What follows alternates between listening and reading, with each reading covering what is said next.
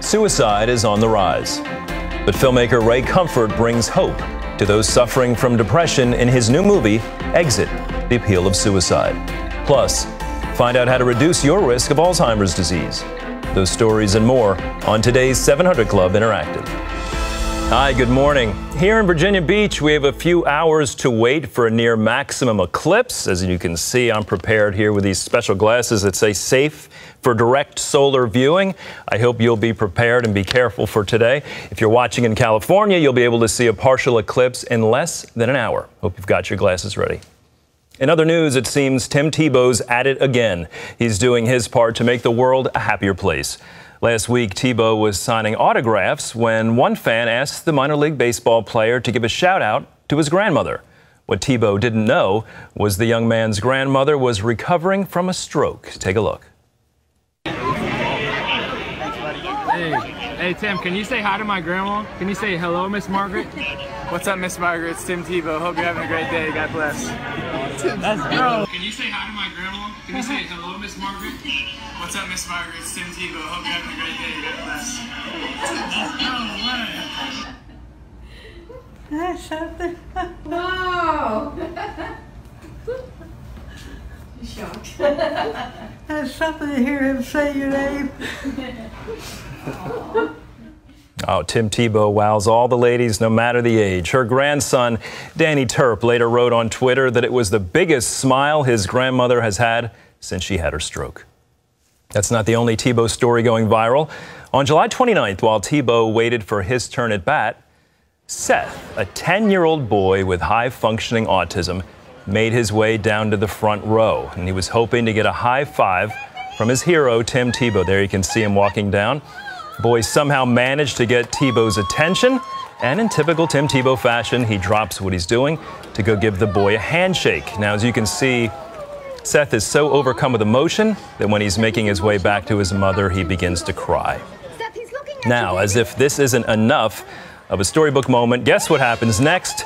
There's Tebow. He blasts a 3-run home run, and after the game, he even made time to get a picture with his young fan. And Tim Tebow continues to amaze us, it seems, every couple of weeks. There's another Tim Tebow story of him just spreading joy. And look at that little boy who was so excited. He goes from crying to smiles, and Tim Tebow blasting a 3-run homer. There's the picture. A great moment. Thank you, Tim Tebow, for what you're doing for people. Patricia Heaton, the Emmy Award-winning actress on ABC's The Middle, is showing her strong support for life and those born with Down syndrome. She's doing it on Twitter. Last Monday, CBS promoted one of their upcoming stories in this tweet: Iceland is on pace to virtually eliminate Down syndrome through abortion. Well, the tweet seems to praise the country that aborts nearly 100% of unborn babies carrying the Down syndrome gene. Heaton didn't agree with the wording of the tweet, and she responded, tweeting, "Iceland isn't actually eliminating Down syndrome. They're just killing everybody that has it. Big difference." Comments and pictures poured in, hundreds replying to her post and sharing their support for her bold stand.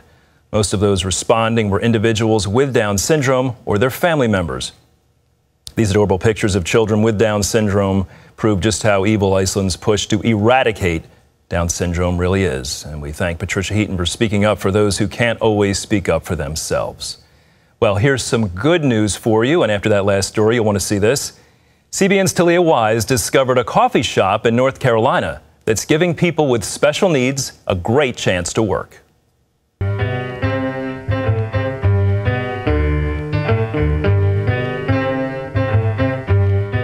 Find a more welcoming shop than Biddy & Bow's in Wilmington, North Carolina. This shop gives people with special needs the chance to work, and it's putting smiles on everyone's faces. Biddy & Bow employees welcome customers, take drink orders, and run the cash register. The shop's owner, Amy Wright, says it was an idea God gave her, and it was inspired by her own 2 children who have Down syndrome. Hi, my name's Bo. This is Biddy. Say hi. Hi. We're brothers and sisters, and we love to sing and dance. These 2 are not looking for jobs right now, but their mom has always had a heart to help people like them. You see, almost everyone on staff has a disability, from Down syndrome to autism, and even cerebral palsy. But thanks to Amy, they're living out their work dreams and having a good time doing it. The shop is a big hit in this town. Amy told us the best part of her job is building a community of acceptance, inclusion, and love. Not a day goes by that tears aren't shed, and they're happy tears because we feel like we're making a difference, and we see that when guests come in and their hearts are changed. Her crew is the heart behind this business, and they are helping to bridge a gap in Wilmington. So, if you're ever in the Wilmington area, stop by and grab a cup of joe. That's CBN Good News. I'm Talia Wise. Until next time, make time to spread a little bit of good news. Well, it may be worth the drive to Wilmington just to get a cup of coffee. What a great endeavor, and Amy's children are precious. And we look at the news coming out of Iceland and what Patricia Heaton had to say, and then that story about these wonderful people being employed. Just very inspiring to see the alternative. Well, still ahead, suicide is on the rise. So what can we do to fight this epidemic? Well, after the break, filmmaker Ray Comfort talks about his latest project and why it's already helping people struggling with depression. This is very important. Stay with us.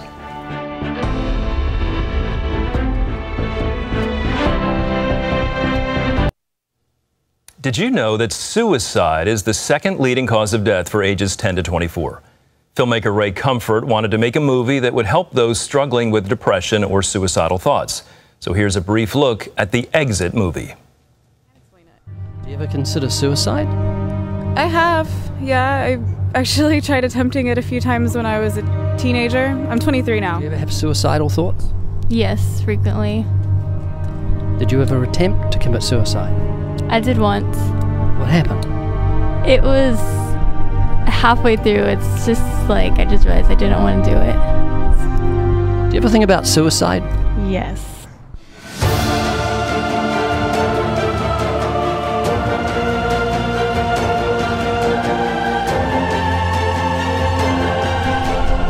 Do you ever think about suicide?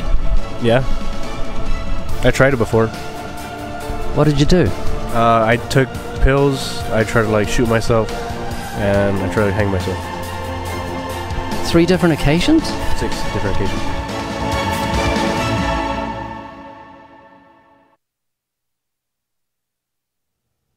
Well, Ray Comfort joins us now by Skype from Bellflower, California. Ray, thanks for coming on the show and joining us today. I appreciate you having me on. Thank you. Well, as we just watched in your new movie, Exit, you spoke to young people about their suicide attempts. What was your greatest discovery that you didn't know before? I didn't realize how many were contemplating suicide. The only time you hear of suicide is when a celebrity takes his life, but something like 42,000 Americans kill themselves each year. There's an epidemic, plus 500,000 end up in hospital with attempted suicide. So this is something we've got. It's a very depressing subject. It's got the excitement of a skunk with halitosis, but the church has to step up to the plate because we've got the answer. We know why people get depressed. I mean, the experts in the world haven't got a clue what causes chronic depression, but we know we live in a fallen creation, and we know that faith in God is the answer. And so we've stepped up with this movie, which contains the gospel. It offers hope. Ray, do you have any insight onto why there's an increase in suicides? Yeah, I think in past generations, America has been kind of God-fearing, and there's been a measure of faith in God. People know why they exist. They were created by God, and they have a hope of heaven. But what's happened with this generation is they've embraced atheism. It's left them without hope and purpose for existence. So suicide has become an alternative to them. And so we have literally millions who have embraced atheism, and they've got that option. And now, of course, we've got popular series like the one on Netflix, 13 Reasons Why. What do you think of that program? It's hopeless. It's crazy. The heroine commits suicide. They show how she did it, and they forgot about the cutters out there. Literally thousands of kids that cut themselves, and they're getting used to suicide, and it's horrific. And I think one of the most relevant things stated in Exit was a young lady. I've got an echo in my, if you tech guys get rid of my voice coming back at me, it'd be great. Just, oh, that's much better. Thank you. One of the statements the girl says is that she has suicidal thoughts all the time. I said, isn't that scary? And she said, no, you get used to it. And cutters get used to it. They cut their arms. The thought of you and I cutting our wrists and bleeding to death is horrific. But for this This generation that cuts themselves, they're used to it. So this is real scary when they do something like that. And you alluded to it earlier, Ray, that the church, the Christian church, doesn't seem to really want to engage in this topic, yet many Christians are struggling with depression. How do we fight this? Well, through faith in God. The difference between being a Christian and non-Christian is like the difference between two people standing on the edge of a plane 10,000 feet up. One doesn't have a parachute, utterly hopeless, depressing, horrific.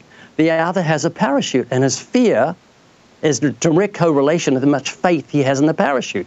We have the Lord Jesus Christ. Death has lost its sting. All things work together for good. So we do suffer from depression. We get gloomy, but we have to lift ourselves by the bootlaces and say, all things are working together for my good, and I trust God in this.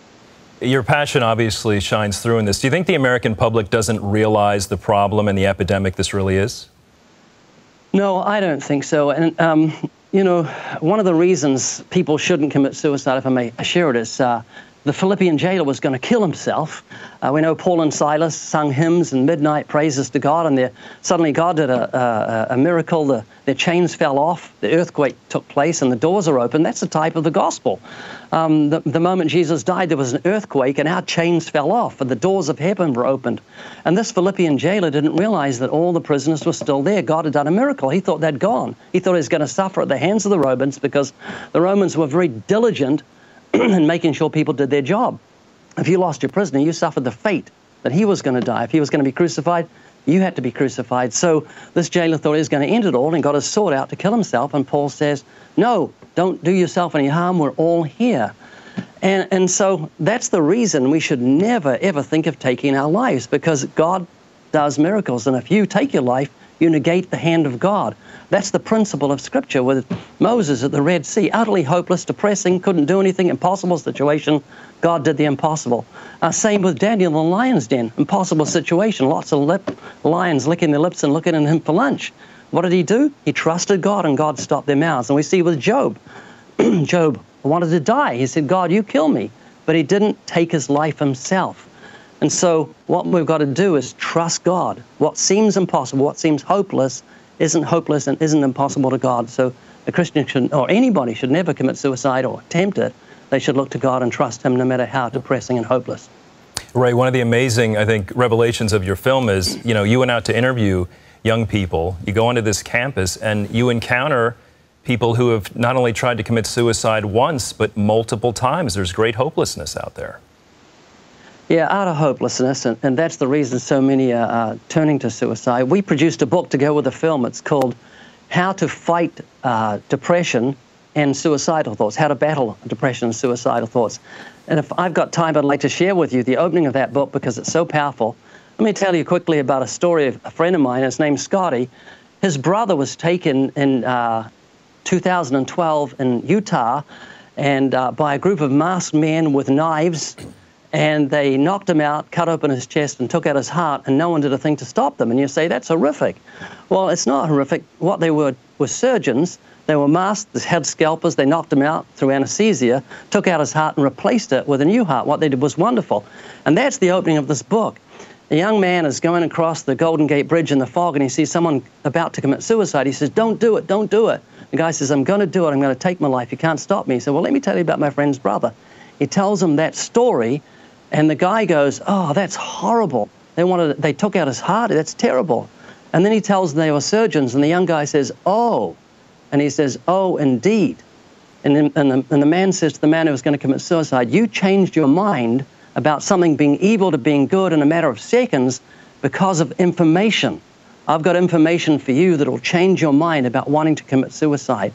And then begins a discourse. It's a very short book between the two of them, and it's wonderful because the young guy changes his mind about wanting to commit suicide, and we've produced that book and made it available in bulk so you can give it to people, because one of the scariest signs of someone committing suicide or wanting to commit suicide is that there are no signs. It comes, you know, shocks most of us. He committed suicide, I didn't know. And so we want to get to people before they take their lives. We want to give them the issues and make them think about the issues of life and death, and this book does it, and so does the movie. So that's what I was going to ask you, our final question. What is your main hope? What do you really want to accomplish through your new movie? Well, the movie contains the gospel. Our YouTube channel has got 46 million views. We have access right into this world, and we want people to share it. It's a free movie, doesn't cost a thing, and it gets the gospel. And it's not like there's some sweaty preacher with a loose tie pointing at you, holding a Bible.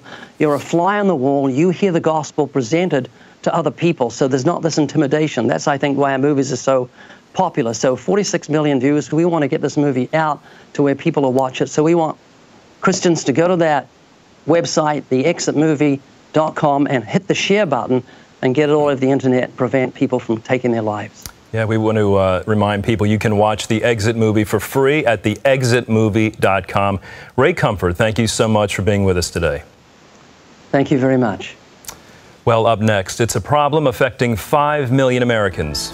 And worse, there is no cure. This is a problem that doesn't just affect memory, and eventually it robs the person of really who they were and their abilities to care for themselves. We're going to learn how you can protect your brain from Alzheimer's. That's coming up next.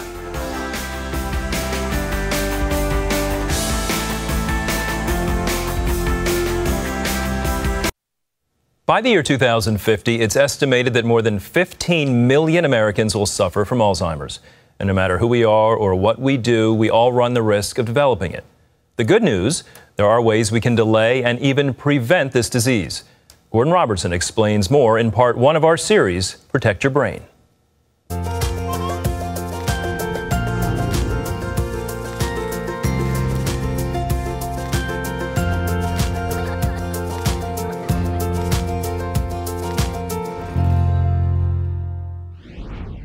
Five million Americans have it, and there's no cure. It will take the lives of more people than breast cancer and prostate cancer combined. It's Alzheimer's disease. The good news is you can reduce your risk of developing Alzheimer's. Here's how. This is a problem that doesn't just affect memory, but other thinking skills. And eventually, it robs the person of really who they were and their abilities to care for themselves. Dr. Richard Isaacson is a man on a mission. He wants to win the battle against Alzheimer's. Dr. Isaacson is the founder and director of the Alzheimer's Prevention Clinic at Weill Cornell Medicine at New York Presbyterian. He's also authored and co-authored several books that offer new approaches and answers to reducing your risk of developing this dreaded disease. For him, the fight against Alzheimer's is personal. When I was in high school, a very, very close family member to me was diagnosed, and he was one of 4. Now, Uncle Bob was a very special person in my life. So for many reasons, more than one, I'm here today because of him. It's the last and the most severe stage of this disease that most people think of when they picture Alzheimer's. Yet the warning signs show up long before someone reaches this final stage. So stage 3 is when someone has dementia or the person can't care for themselves. Now, as a prelude to that, we have stage 2 Alzheimer's, which is called mild cognitive impairment due to Alzheimer's. This means that a person is having some cognitive changes and slip-ups with memory, but that person is able to take care of themselves. But there's another stage called preclinical or pre-symptomatic Alzheimer's. Interesting because the disease has started in the brain, but there are no symptoms. That's called stage 1. Now, there's also a stage before that where there is no memory loss and there's also no Alzheimer's that's developed in the brain. That's true Alzheimer's prevention. While it's not clear what causes people to get Alzheimer's, medical research is suggesting that many of the same risk factors for heart disease, stroke, and diabetes also put you at risk for developing this disease. We know that Alzheimer's disease doesn't just start like that.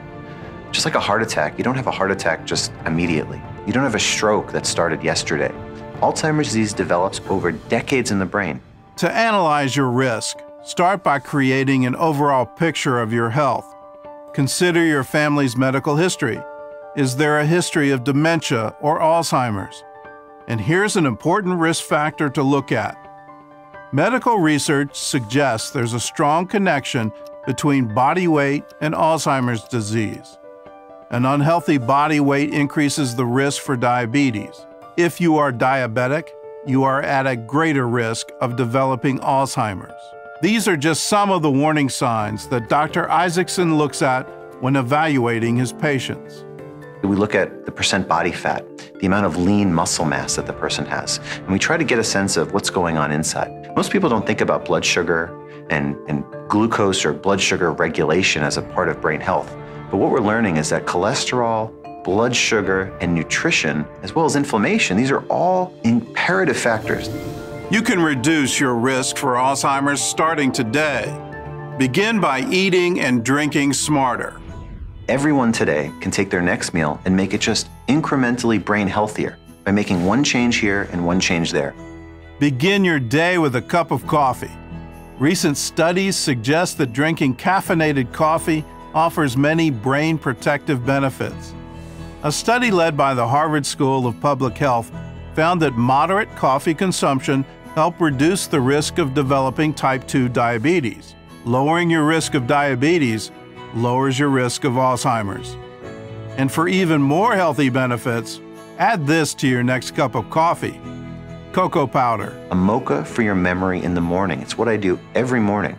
Caffeinated coffee, 6 to 8 ounces, not sure how much is perfect, but adding dark cocoa powder. And specific types of dark cocoa powder have actually been shown to improve brain health over time. While you are enjoying your cup of mocha, add some berries to your breakfast.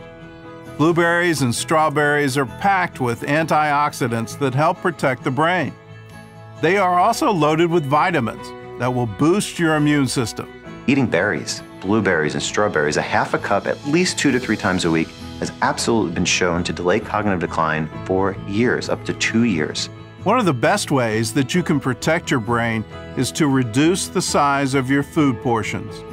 A Mayo Clinic study showed that if you can eat less than 2,100 calories or so every day on average, you can reduce your chances of developing Alzheimer's significantly. Changing what you eat is only part of what you need to do to stay brain healthy. You need to move. Daily exercise has been shown to greatly reduce your risk of developing a long list of diseases, including Alzheimer's.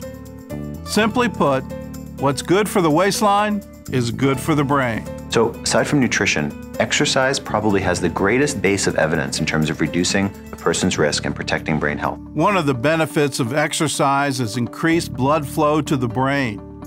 Just like the rest of your body, your brain needs a constant supply of oxygen and nutrients to stay healthy. One of the hallmarks of Alzheimer's disease is the buildup of amyloid beta plaques. These plaques spell trouble for the brain. For example, anyone today that wants to reduce their likelihood of having amyloid in their brain, or that wants to reduce the amyloid that may be in their brain already, can exercise. It's the only thing that we can do. We don't have a magic pill or a magic bullet to do that today, but exercise directly lowers amyloid in the brain. And make sure to end your day with a good night's rest. While we sleep, our brains are busy. New connections are being formed to strengthen and create memories. It's also during this time that the brain is busy cleaning up. When we sleep, amyloid needs to be disposed of. The garbage trucks come and gets rid of the amyloid, but if someone's not sleeping optimally, the amyloid stays in there. Restorative sleep is absolutely imperative for brain health. Every step you take towards living healthier adds up. Commit to making brain-healthy changes right now. It's what Trish Whitaker did. When Trish started, she was tipping the scales towards obesity and flirting with diabetes. She also noticed that her memory was slipping. She knew that she needed to make changes, and quick. And I was motivated because with so much Alzheimer's in my family, it's like it's just always right here. At the Alzheimer's Prevention Clinic, she worked with Dr. Isaacson and his staff to create a plan tailored towards her individual risk factors. Today, she's living her life with new hope. I was in a size 18, and after a year, I was in a size 6. And although weight loss wasn't my primary goal, I was not unhappy with that. Even better than that, where all my health tests were so much better. It's kind of empowering. I'm not just lying down and letting whatever is going to happen to me wash over me. I'm saying I'm going to try to take an active role to control what's going on in my life. Take an active role in your health today. Remember, you can do all things with God's help.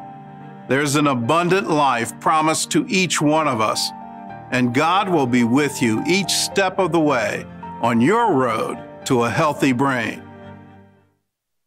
Thank you, Gordon. Well, if you want to find out more ways to protect your brain, watch 700 Club Interactive throughout this week, or you can order this DVD. It has all 5 parts to the series, and you'll learn how to live smarter and stay mentally sharp. And best of all, it's completely free. Just log on to cbn.com or call us at 800-700-7000 and tell the person, I want to protect my brain. Well, we leave you these words from Psalms 119, verse 2. Joyful are those who obey his laws and search for him with all their hearts. Thanks for joining us today. Until next time, I'm Andrew Knox. We'll see you tomorrow on 700 Club Interactive. Bye-bye.